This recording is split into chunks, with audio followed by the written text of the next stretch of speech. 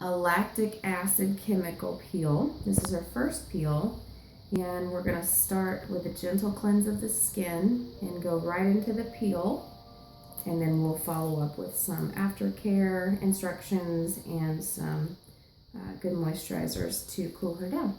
With this gentle cleanse, and you're wearing makeup, right? Okay. So we're going to take that off and any oils left on your skin, so that way the peel can penetrate.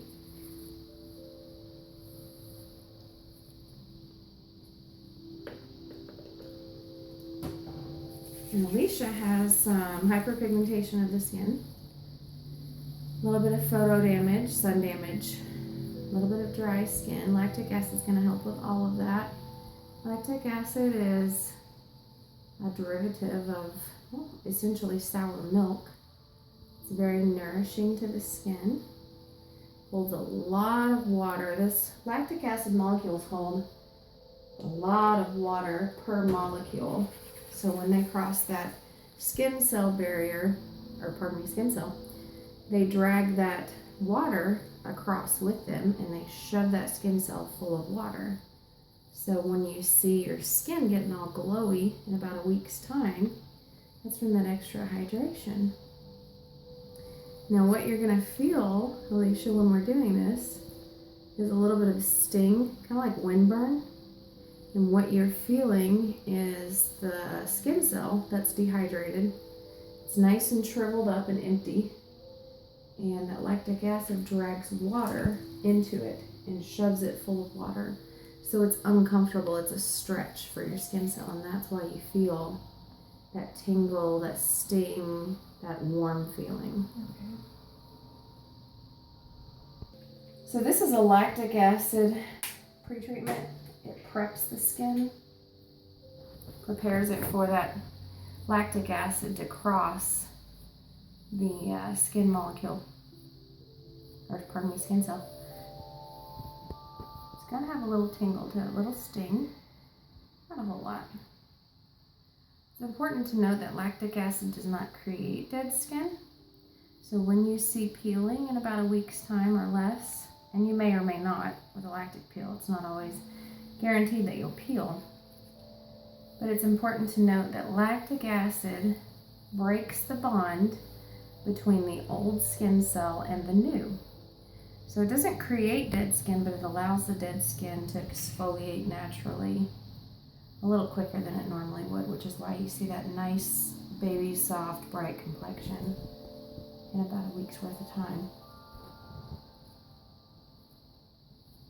Okay, this is the lactic peel that you're going to feel going on starting on the forehead. Cool and wet, doesn't feel like anything at first.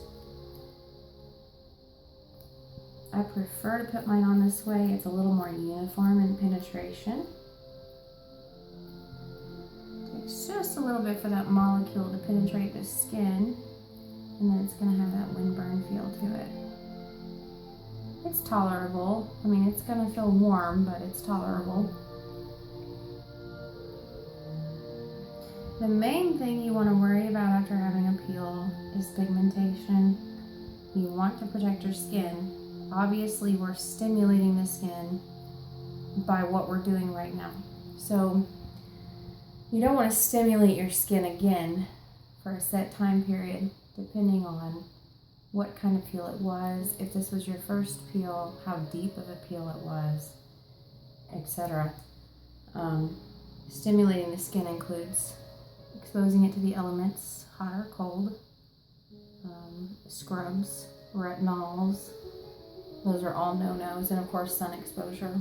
You want to think of this, and this is going to sound terrible, but you want to think of this like a wound. And I'm doing half the work, and your half is to go home and heal it.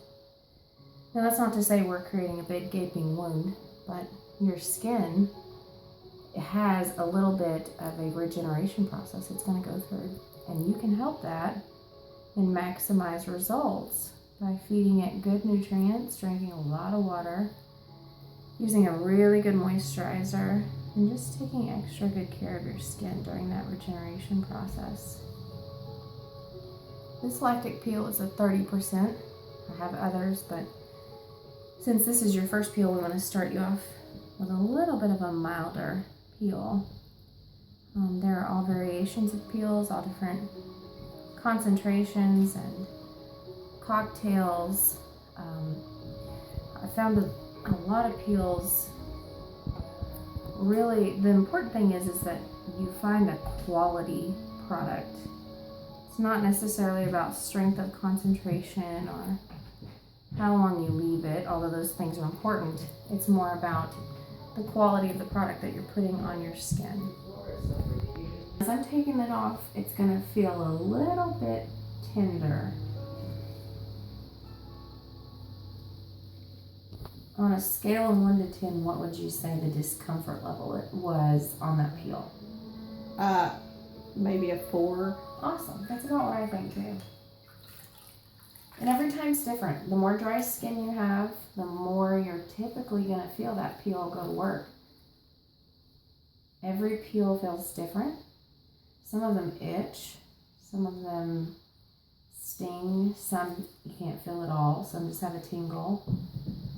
And we just thought it was important to show kind of the process for a chemical peel, because so many people hear the word chemical peel and they automatically assume that you're talking about a very aggressive, painful treatment, and that's just not so. It's a very economical way to stimulate your collagen for skin tightening and tackle lots of different issues. Depending on the peel, you can tackle pigmentation issues, you can firm the skin, you can hydrate the skin.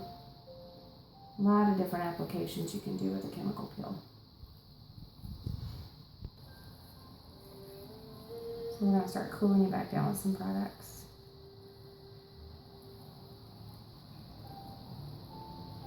And you're a little red, a little pink. You're probably going to cool yourself down pretty quickly. Depending on the depth of peel, you may have redness anywhere from a few hours to a few days or more. I think Lisa just had a peel that her redness lasted about a week, but it was a pretty deep peel. Mm-hmm.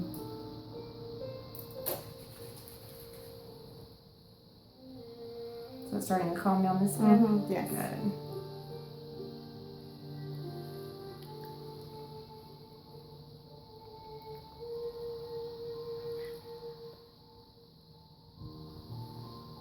Okay, so that was our chemical peel. Thank you, Miss Alicia, for participating.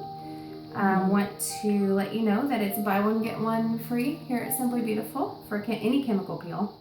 And we have several to choose from. We have lactic peels, we have glycolic peels, retinol peels, enzyme peels, TCAs, Jesners, all different kinds of peels. Of course, you're always going to get a consult for free with a nurse before you have a peel. Give us a call, 870-435-5000, or book online.